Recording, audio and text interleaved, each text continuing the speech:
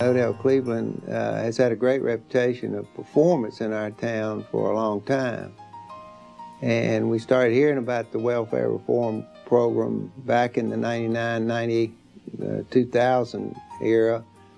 And basically what he was doing was, helping people who needed help and getting companies and foundations and so forth to grant them some money to help people.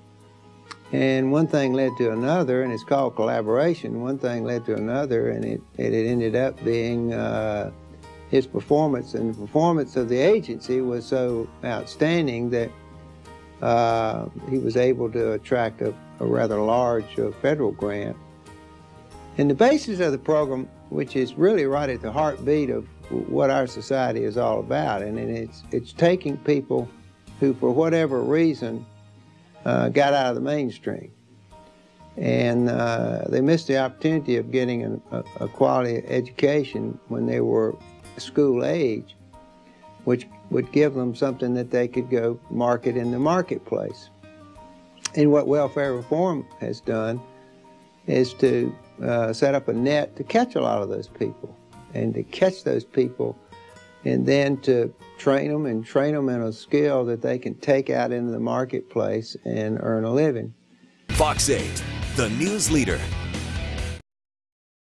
As the skeletons of the 20th century industry stand in stubborn hope that jobs will return to the quieter side of town, Odell Cleveland wasn't about to wait around. He's been playing hoops with UNC Greensboro social work professor Bob Weinberg for years, and the first time that Odell and I had a conversation beyond basketball was when he asked me, "Oh, I see you're giving a presentation at Yale. My thesis is on the black church's response to welfare reform." In the mid-90s, President Clinton signed welfare reform legislation that required a lot of people who were simply collecting checks from the government to go to work.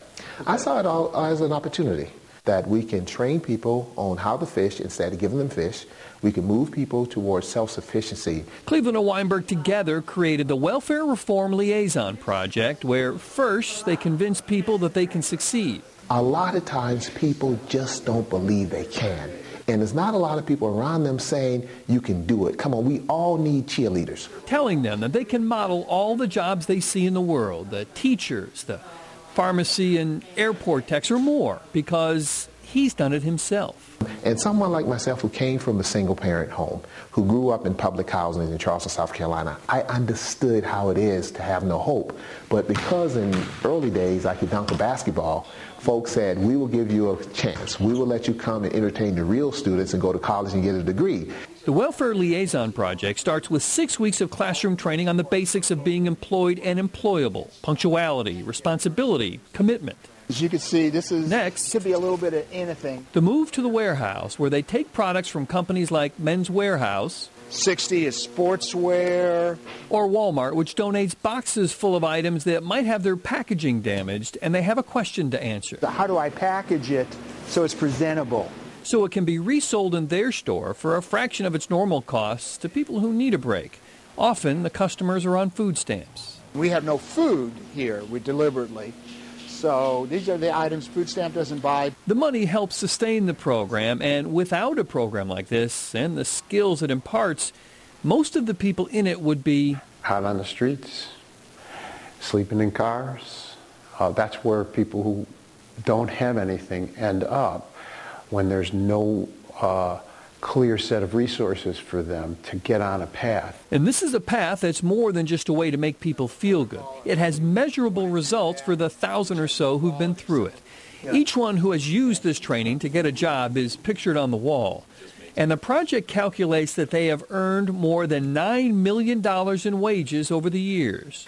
These individuals were costing money, whether they were on welfare, whether they may have been locked up or maybe whatever. Now they're earning money, paying taxes. That's the marvel of this organization, that someone may have the seed in him or her to become a sunflower, but maybe a dandelion. But by coming through this program and letting them look inside themselves and see the sunflower, you would be surprised the sunflowers that walk out of this organization. Seeing human potential and then making it blossom. Bob Buckley. And it's just amazing. Fox 8 News. Our urgent mission has to be getting this economy growing faster and creating more jobs. So our job right now has to be doing whatever we can to help folks find work, to help create the climate where a business can put up that job listing, where incomes are rising again for people.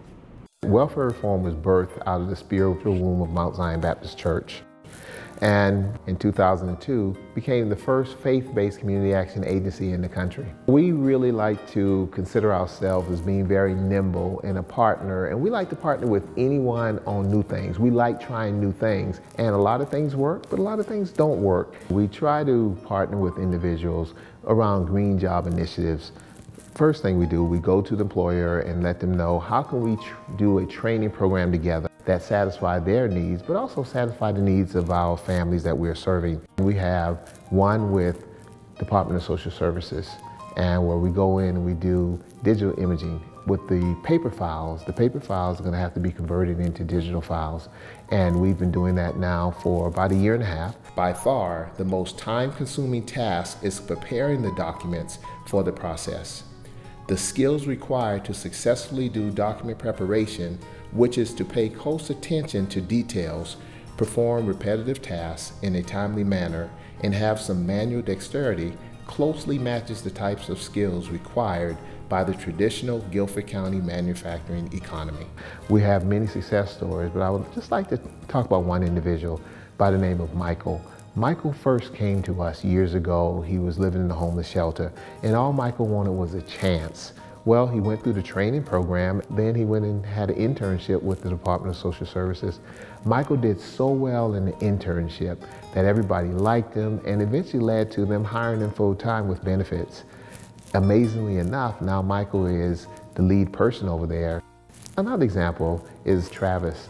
You know, Travis came into the program also, and Travis just wanted a job. He was a young man, but he didn't have any skills.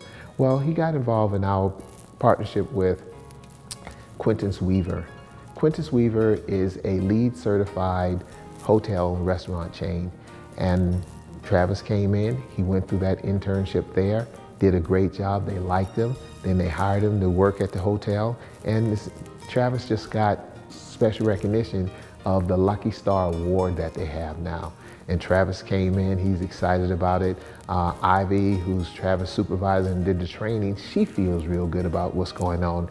We have another example. Brian is a young man who had a little bit of brushes with the law. Brian came in and we partnered with one of our newest companies, Mattress Go Round, where they recycle mattresses. In a way, Brian expunged his own criminal record by going in there, doing a good job, and now the people don't even see that little block on the application, have you ever been convicted? No, they see Brian. They see the man who came in there and did a good job doing the internship, and he's doing well now. I think over the years, we've developed a system that's replicable. We feel that is so important because many communities around the country have people in need. We've had many people come to us from different parts of the country, and also we had some people who show up from different parts of the world who come in to look at replicating our program.